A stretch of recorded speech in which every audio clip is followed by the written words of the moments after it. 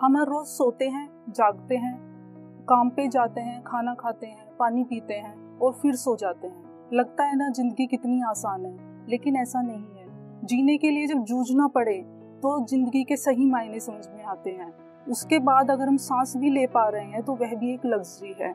नमस्ते, मेरा नाम है मोनिका चौधरी और मैंने 2008 में जवाहर नवोदय विद्यालय गौतम बुद्ध नगर से 12th की है। आज मैं जो कुछ भी हूँ उसमें नवोदय का काफ़ी योगदान रहा है। नवोदय से पास आउट होने के बाद में मैंने बीटेक किया। उसके बाद 6 साल कॉरपोरेट में डिफरेंट जॉब्स करी और उसके बाद 2018 में मैंने अपना स्टार्टअप शुरू किया। वो काफ़ी अच्छा चल रहा था, लेकिन अनफॉर्चुनेटली जुलाई 2020 में स्टेज 4 कोलोरेक्टल कैंसर डिटेक्ट होने के बाद मुझे उसे बंद करना पड़ा। उसके बाद हमने काफ़ी हॉस्पिटल्स, गुड़गांव के सारे टॉप हॉस्पिटल्स हम लोगों ने विजिट किए और फाइनली हम लोगों ने डिसाइड किया कि हम अपना ट्रीटमेंट एम्स में कराएंगे। फिर एम्स में डॉक्टर से हम मिले। उन्होंने बताया कि सर्जरी होगी, कीमोथेरेपी होगी और रेडिएशंस होगी। 18 मंथ्स के ट्रीटमेंट के बाद मैं ठीक हो गई, लेकिन ये नॉर्मल सर्जरी नहीं थी, इसे APR बोलते हैं, जिसमें मुझे मेनली 2 चीज़ों के साथ मुझे कॉम्प्रोमाइज़ करना पड़ा। पहला तो रेडिएशंस का एक इफ़ेक्ट था। एक्चुअली रेडिएशंस से मेरी ओवरीज डैमेज हो गई, तो I can't be mother now. दूसरा, कोलन रेक्टम को रिमूव करके और स्टमक के लेफ्ट में एक पाउच लगाया गया है, एक स्टोमा क्रिएट किया गया है जहाँ से एक पाउच अटैच्ड है और जो एक्सक्रीशन पर्पस के लिए वो यूज़ होता है। जो भी वेस्ट होता है वो उसमें इकट्ठा होता है और उसके बाद टॉयलेट में जाके उसे क्लीन किया जा सकता है। मैं इसके बारे में इसलिए बात कर रही हूँ क्योंकि ये एक स्टिग्मा है हमारी सोसाइटी में। मैं ऐसे बहुत सारे पेशेंट से मिली हूँ जो ये सर्जरी का नाम सुनते ही डर जाते हैं और अपनी ज़िंदगी के बारे में भी नहीं सोचते, क्योंकि स्टोमा बैग को लेके, कोलोस्टोमी बैग को लेके उनके मन में 1000 सवाल होते हैं। वो समझ नहीं पाते कि ये क्या है और इतना लाइफस्टाइल चेंज वो एक्सेप्ट भी नहीं कर पाते हैं। आजकल मैं इसी कोलोस्टोमी अवेयरनेस के लिए ही काम कर रही हूँ। मैं ये चाहती हूँ कि लोग इसके बारे में जानें और समझें कि ये हैंडल करना इतना भी मुश्किल नहीं है। अभी मैं कोलोस्टोमी के बाद मैं एक नॉर्मल लाइफ जी रही हूँ। अगर मैं किसी को ना बताऊँ तो तब तक उन्हें पता भी नहीं चलेगा कि हाँ, मुझे ऐसा कोई बैग भी लगा हुआ है। तो सक्सेसफुल सर्जरी के बाद फिर कीमोथेरेपी शुरू हुई।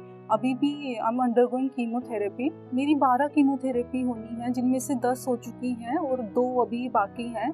लेकिन मेरी पेट स्कैन हुआ था जिसमें I am again cancer free. इस जर्नी में मैंने जो कुछ भी सीखा है वो मैं एक्सपीरियंस आप लोगों के साथ शेयर करना चाह रही हूँ। सबसे पहला तो मैं बोलना चाहूँगी कि हेल्थ इज़ वेल्थ। हेल्थ के साथ कॉम्प्रोमाइज़ ना करें। आप अपने डेली रूटीन में से 24 घंटे होते हैं, उनमें से अगर आप हर दिन 30 मिनट भी अपनी हेल्थ को दे सकते हैं तो प्लीज़ दीजिए। Never lose hope, because it's the only thing that will keep you motivating, that will keep you going even in the times when you feel nothing can be done. अगर ऐसी कोई negative situation आ गई है, कोई ख़राब situation आ गई है life में, तो सबसे पहले उसे एक्सेप्ट करें, क्योंकि एक बार आप उसे एक्सेप्ट कर लेंगे तभी आप उससे बाहर आने का सोचेंगे। फैमिली सपोर्ट, मुझे लगता है कि फैमिली सपोर्ट के बिना कुछ भी पॉसिबल नहीं है। अगर कोई छोटी सी प्रॉब्लम आती है वो आप हो सकता है अकेले हैंडल कर लें, लेकिन कैंसर जैसी बड़ी समस्या से लड़ने के लिए आपको एक कंबाइंड एफर्ट चाहिएगा। आपके फैमिली का सपोर्ट, आपके फ्रेंड्स का सपोर्ट, क्योंकि अगर आप सब लोग मिलकर एक बीमारी से लड़ेंगे, एक समस्या से लड़ेंगे तो उसका सॉल्यूशन पॉसिबल है। जब कैंसर जैसी गंभीर समस्या आ जाती है तो हमें लगता है कि ये इतनी बड़ी प्रॉब्लम है, ये कैसे सॉल्व होगी। तो उसके लिए मैं बोलना चाहूँगी कि उसे एक बड़ी प्रॉब्लम को छोटी में डिफ्यूज़ कर लो और एट अ टाइम एक ही प्रॉब्लम पे फोकस करो। जब आपकी छोटी छोटी सारी प्रॉब्लम सॉल्व हो जाएंगी तो बड़ी समस्या आपकी ऑटोमेटिकली सॉल्व हो जाएगी। आपको अपनी डाइट का बहुत ज़्यादा ध्यान रखना है। आपको हेल्दी डाइट लेनी है। फ्रूट्स, वेजिटेबल्स मैक्सिमम आपको खाने हैं, बाहर का कम खाना है। मतलब ओवरऑल आपकी डाइट बहुत अच्छी होनी चाहिए, क्योंकि हील होने के लिए आपकी बॉडी को स्ट्रेंथ चाहिए और वो स्ट्रेंथ आपको अच्छे खाने से ही मिल सकती है। और जो इसका एक बहुत ही इम्पोर्टेंट पार्ट है वो है मेडिटेशन। दिन में एक बार मेडिटेशन जरूर करें। दिन के कुछ मिनट अपने लिए रिजर्व रखें। नेचर के क्लोज रहिए, क्योंकि नेचर के पास वो सब कुछ है जो आपको हील होने के लिए चाहिए। हमें इतनी सारी चीज़ें नेचर फ्री में दे रहा है, ऑक्सीजन, पानी, सब कुछ हमें फ्री में मिल रहा है। हमें उसके लिए ग्रेटफुल होना चाहिए।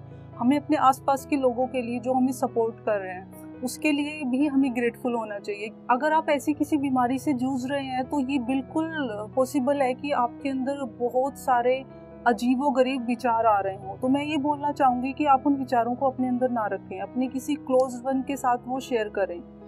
आजकल मैं कैंसर पेशेंट्स की इमोशनल वेलबींग पे भी मैं काम कर रही हूँ। मैं चाहती हूँ कि वो अपने अंदर कुछ ना रखें, जो भी उन्हें वियर्ड थॉट्स आ रहे हैं वो शेयर करें ताकि हील होने में उन्हें आसानी हो सके।